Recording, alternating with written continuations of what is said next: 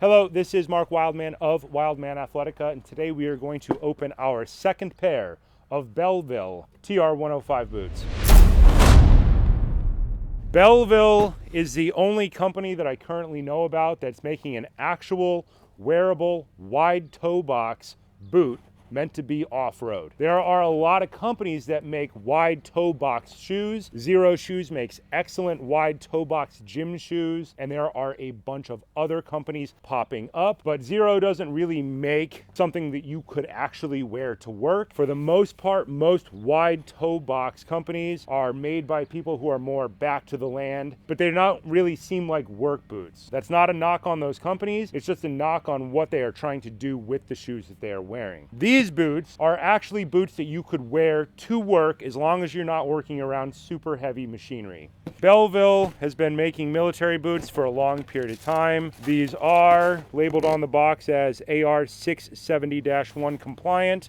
So uniform code doesn't really apply to me in any way, but the boot itself looks like a classic Vietnam jungle boot in a desert series of colors. What's different is the width of the toe box. It is different than other boots that you will find. The boot has more space for your toes to spread out when you are walking. It changes the way your feet work, and that changes the way your ankles work, your knees work, and your hips work. Barefoot training is something that people have known about for several thousand years, that barefoot training makes strong feet, and strong feet help make a strong body. On this channel, we talk a lot about fitness. We talk a lot about things like grip. Heavy club swinging, mace swinging, kettlebell swinging force people to have good grip. Wide toe box shoes allow people to train as if they were barefoot. If you did classic martial arts, traditional martial arts in the 1980s, you trained barefoot. All your Japanese martial arts trained barefoot for a very specific reason. That reason was your foot is like your hand. Strong hands and strong feet help make a strong athlete. These boots are very similar to what you might think of as a Vietnam jungle boot. Cordura sides, leather bottoms, they look almost exactly the same. The difference is these are very flexible, whereas a Vietnam boot is not. This is my second pair of these boots. I got the first pair 2 years ago, and I still wear them. They are now in another state where they've become my gross work boots. But you can see these boots will essentially roll up.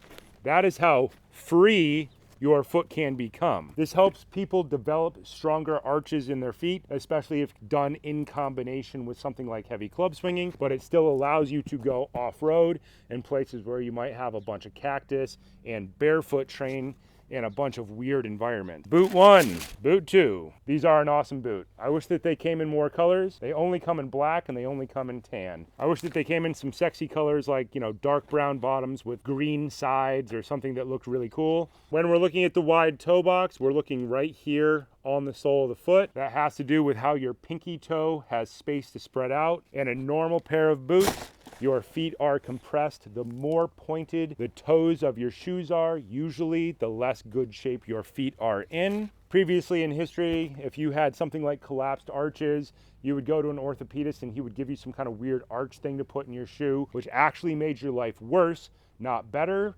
Because an arch, if you push straight up on an arch mechanically, an arch collapses. Don't push up on it, make the arch itself stronger. We have a whole series of videos on exercise on how to do that. The Minimalist has a 2 millimeter drop. That means the distance from here to here is 2 millimeters. It's almost perfectly flat. It's not perfectly flat because there still is some thickness to the sole so that you don't beat up your feet too much. I've worn a pair of these for 2 years now. I've worn them in the mountains, in the snow. I've worn them for fight training. I've worn them for mountain running. My last pair of boots was very hard to break in right here in the heel. That's fine, that's understandable. It took about a month for the first pair to break in. So we'll start breaking in this pair now, and this is going to become my new pair of travel comfortable boots because my old pair was extremely gross looking, very stained up, and they were just not good anymore. So I think the old pair is still good and I'll continue to wear them for years. There's absolutely nothing wrong with them. I think I'm going to start buying one new pair of these boots each year just so that when I travel and teach, it looks good. Thus far, this is the only